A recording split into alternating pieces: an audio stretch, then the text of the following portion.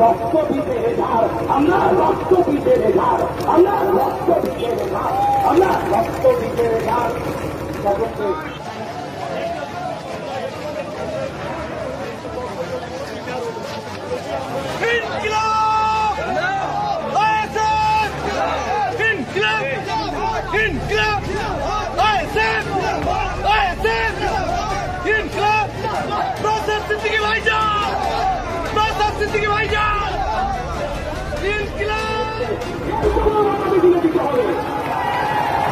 শান্তিপূর্ণ আন্দোলনের পক্ষে, গণতান্ত্রিক আন্দোলনের পক্ষে, বিচার ব্যবস্থার পরিচালনার লক্ষ্য রাখি যদি কোন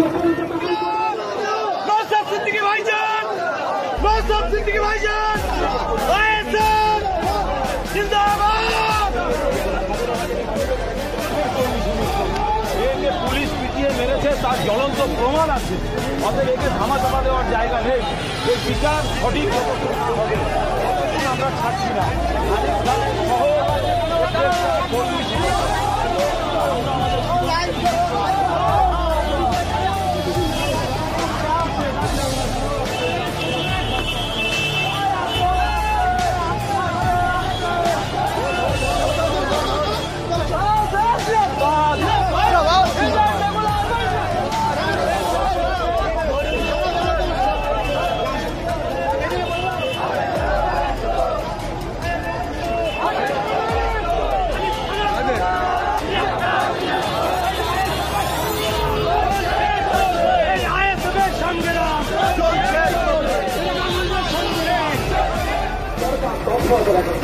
আমরা ভুলে যাচ্ছি না শিকারী বোনের ঘটনা, আমরা ভুলে যাচ্ছি না বিদ্যুৎ বন্ধনের ঘটনা, আমরা ভুলে যাচ্ছি না গত বছরে তারাই পুলিশ ডিস্ট্রিক্টের আন্ডারে এক সপ্তাহে ৪টি যুবককে পিটিয়ে হত্যা করার অভিযোগ আছে।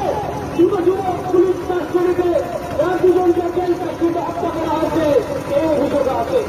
এই সময় পশ্চিমবঙ্গের ধর্মপ্রাণী মানুষেরা সুশীল নাগরিকেরা যখন কথা বলতে শুরু করেছিল তখন মাননীয় মুখ্যমন্ত্রী তৈরি সিআইডি ভালো দায়িত্বভার তুলে নিয়েছিল, তদন্তভার তুলে নিয়েছিল।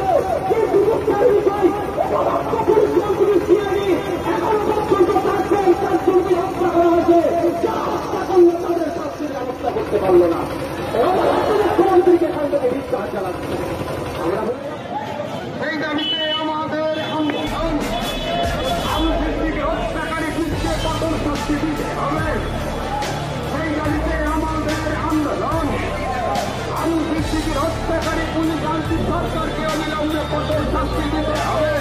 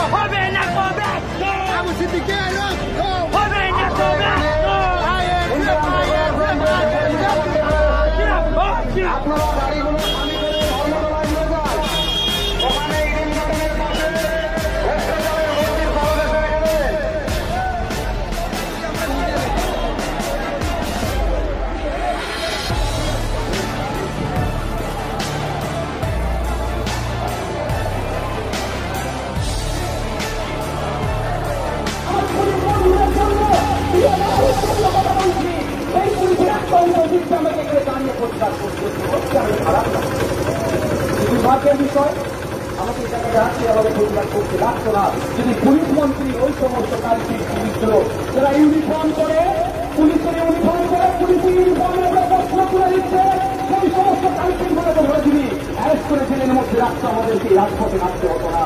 সহরাষ্ট্র মুখ্যমন্ত্রীকে বলবে মুখ্যমন্ত্রীকে বলবে সতর্ক সজাগ হন, নাহলে এমন একটা দিন আসবে আপনি আর জবাব দিয়েও থাকতে পারবেন না।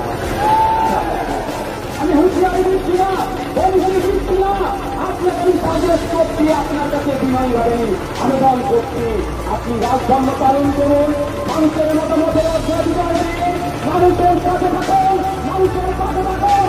আপনাকে যদি মানুষ চায় আবার আগামী দিনে পালছেন ক্ষমতায়, যদি মনে করেন অবস্থান পুলিশ প্রশাসনকে দিয়ে আপনার সংঘর্ষ কায়েম পাবে, দুনিয়াকে যদি বলতে চান পৃথিবীর ইতিহাসগুলো দেখুন, পৃথিবীর ইতিহাসে স্বৈরাচারী শাসকে বেশি দিন টিকে থাকতে পারেনি, আর তার শেষ অবস্থা ভয়ঙ্কর হয়েছিল। এরা কিছু কথা বলে আমি আপনার বিদায় নিচ্ছি।